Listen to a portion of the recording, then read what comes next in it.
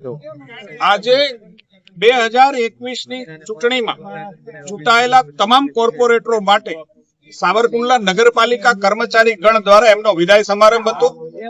સાંસદ શ્રી ભરતભાઈ સુતરિયાની આગેવાનીમાં ખૂબ સારી રીતે અને વિદાય થતા તમામ સદસ્યોની શુભેચ્છાઓ સાથે સંપન્ન પણ કર્યો.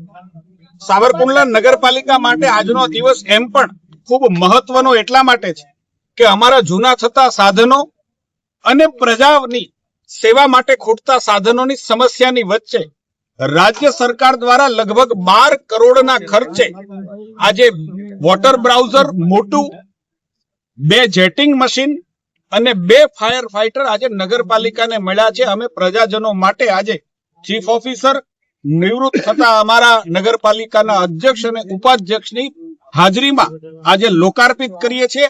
આવનારા સમયમાં આ નવા સાધનો, નવી ટેકનોલોજીના સાધનો સાવરકુંડલાની સુખાકારીમાં જરૂર વધારો કરશે અને સમસ્યા છે એમાં મહત્તમ ઘટાડો કરશે.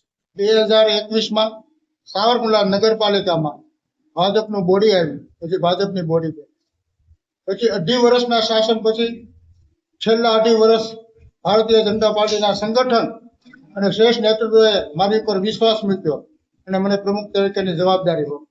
કદાચ એમાં હું ઉતર્યો કે કઈ રીતે કામ કર્યું મને ખ્યાલ નથી, પણ મારાથી જે બનતા હતા પ્રયત્ન કરી અને સાવરકુંડલાની અંદર 550+ રોડ, બ્લોક અને સીસીના 4 ઓવરહેડ ટાંકી, 4 sump, riverfront, community hall, Bhesan સરોવર, સ્પોર્ટ્સ સંકુલ અને એવા અનેક વિકાસ કાર્યો ધારાસભ્ય શ્રી મહેશભાઈ કેશવાળાની દેખરેખ નીચે અને ગુજરાત સરકારના આગેવાનોને સૌના માર્ગદર્શન નીચે મેં કામ કરવાનો પૂરો પ્રયત્ન કર્યો છે.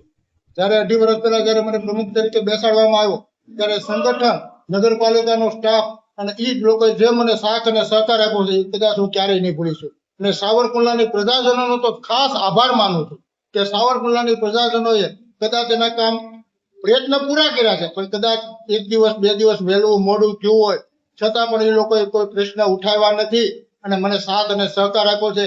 એ બદલ સાવરકુંડલાની જનતાનો પણ આજના દિને હું આભાર માનું.